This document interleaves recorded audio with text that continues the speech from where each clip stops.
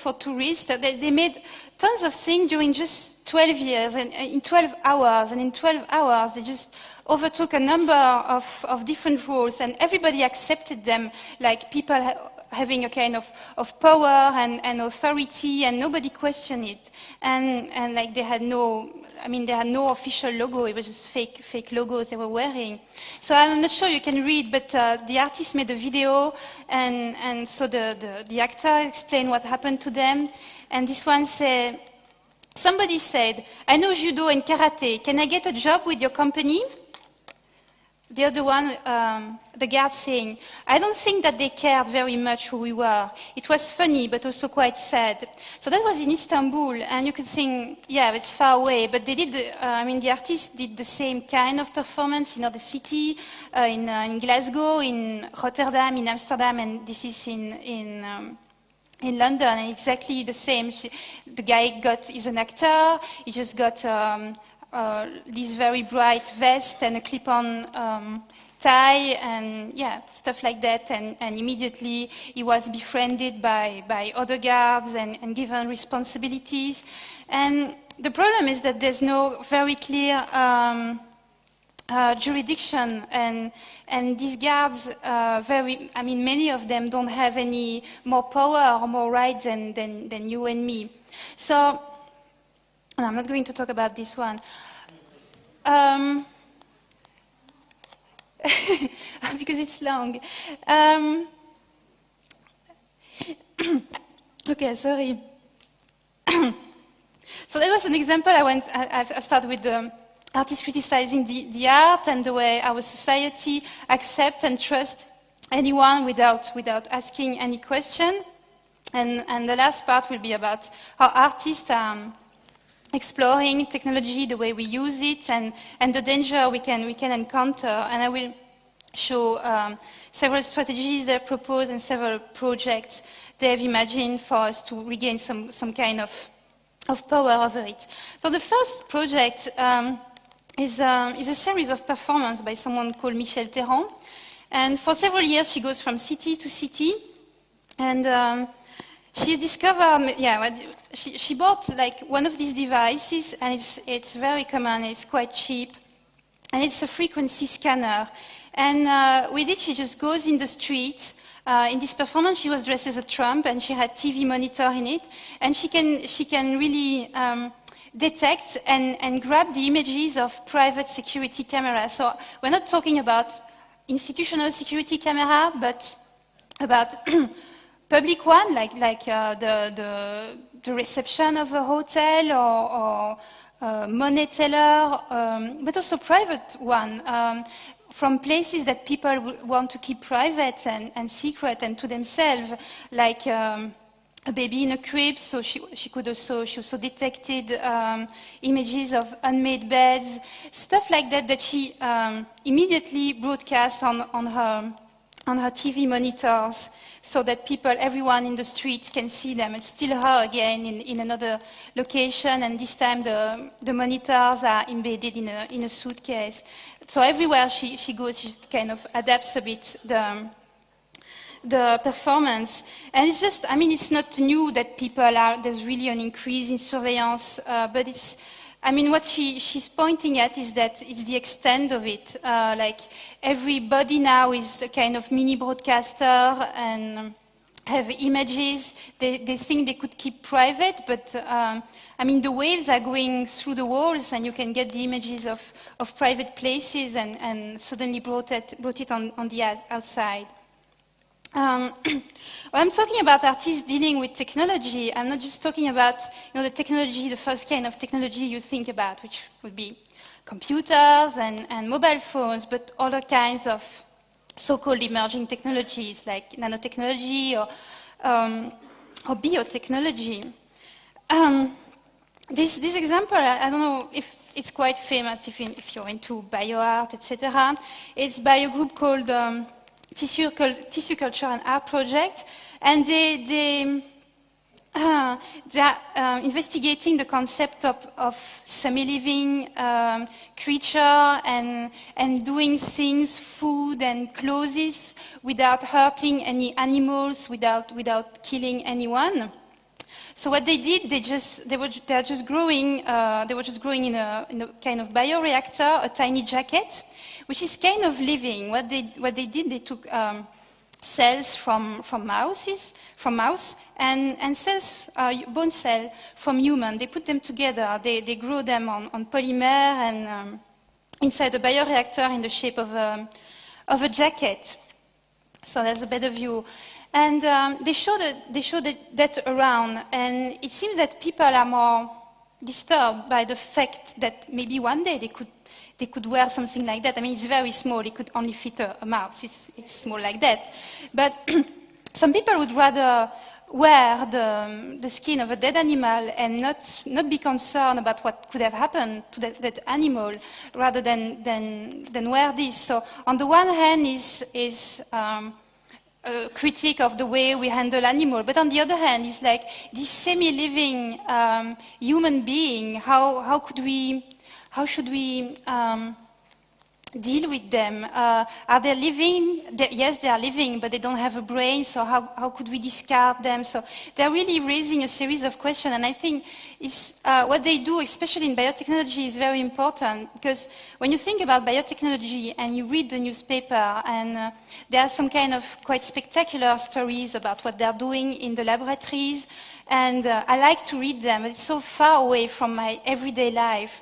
And when you have an example like that, suddenly biotechnology becomes tangible, something that you could identify with, that could come in your life, in your wardrobe in this case, and hopefully the people can start thinking about it and having discussion, and maybe if they have discussion, and if they figure that the kind of future that they can envision is not the one they expect or the one they want, maybe they could change things and contact people in laboratories or in the government, because technology is something that happens to us. I mean, technologies are developed in laboratories, and when they come into our life, it's too late. They are there, and we cannot change anything. So I will just read this, because he said it much better than I could. One of the guys who developed one of these projects said, artists should engage in biological-related technologies as a medium of suggestion for alternative and contestable futures, and even more importantly, to inform and try to generate a public dialogue regarding the possibilities of these technologies. The artist should adopt a visionary model by preparing society for the greater challenges ahead in the fields of biotechnology. I just give a last example of this group several years ago. It was still the concept of having animals not suffering. They had an experiment which was called disembodied cuisine. So they were in France, which is the paradise, the motherland of Nouvelle Cuisine. And what they did was perform a biopsy on a frog and take cells from the frog and just grow in the lab in front of everyone. They could visit it and grow it into stacks, very small stacks. Like you can see the kind of stacks they get, and feed it to the people and show in the laboratory the frog still living.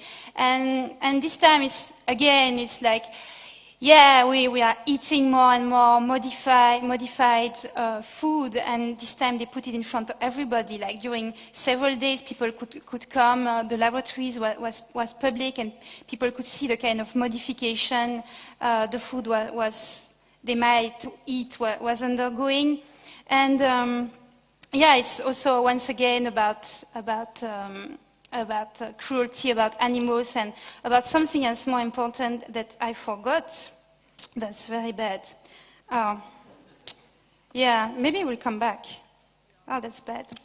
A last example, I mean, these two projects I showed by Tissue Culture and Art Project, these are, I would say, very clever and quite lucky guys, because they managed to collaborate with a research center in Australia. But when you deal with biotechnology, it's something expensive.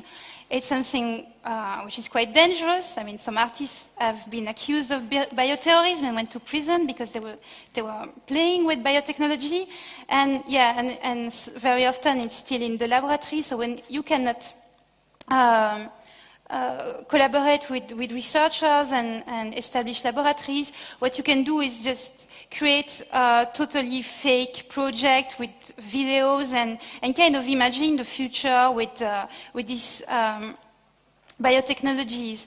And there's someone, I mean, it's a couple I like really, really a lot. They're called Anthony Dunn and Fiona Raby, and they're teaching at the Royal College of Art in London. And that's what they're doing now. They're really trying to have students engage with biotechnology and nanotechnology. Even nanotechnology is still a bit difficult. And one of the projects, one of the students came up with is Memento Mori in vitro. So the inspiration is that during the Victorian era, people will wear some hair into a pendant. How do you call it? A necklace?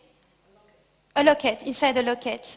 And so he get this inspiration, and he thought, yeah, if that during the Victorian era, a person who's dead or is very far away is kept kind of alive into the locket through the air.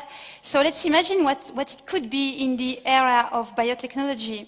So I imagine that that person who's remote or who's dead, some hair from that person would be taken and put in a growing component. So you would live with that person, or that person who's living far away. And every morning when you have breakfast, you would just feed this hair. You will have to wash them very regularly because they are still growing and still living. And when you're watching TV, you can stroke them. That's like what you do with a lover. You know, he has his head on your knees, and you just stroke her hair. So I think it's absolutely disgusting, but some people think it's quite nice, and it's a kind of real. I mean, this student he invented the notion of romanticism in the age of biotechnology, and maybe within 10 years I will not think that it's disgusting. I will be, I don't know. But anyway, the most important thing is that when I first heard about this project, I was quite horrified, and I kept this project in my head during weeks, and I started thinking about it, and yeah, some people might be very pleased to be able to do that. So it really, as I said, it really made me think about technology, that just technology is not a series of applications, it's also a series of implications, of consequences. They can be social, they can be ethical, or they can be cultural, or they can even be political. How many examples do I have? I think it gets more interesting when these artists are not just pointing to the problems and saying, hey, wake up, there's something there, you have to be aware of it. But when it gets even more interesting when they give us some tools to change something. The first example is called Tracking the Torture Taxi. Maybe you know that there are some people who are suspected of terrorism, and so the CIA, the US CIA, kidnap them, put them on a plane, and fly them to other countries everywhere in the world. It's called extraordinary rendition. Like there's no proof that these persons are terrorists. There are questions in there. They are sent in camps. There are questions. Probably they are also tortured.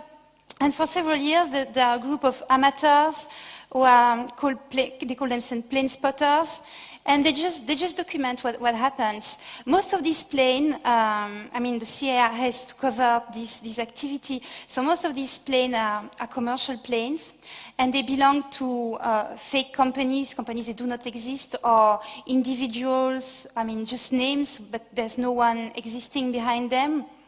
So they're operated by the CIA, but they are commercial. And so what these plane spotters are doing, they're just trying to take pictures from far away and document exactly when the plane takes off, when it arrives and where, etc. And Trevor Paglen got interested in these stories very, very quickly. So he defines himself as an expert in military secrecy. And with a journalist, a more investigative journalist, he started raising awareness about it. I mean, it's something that it exists. I mean, even Bush, in early September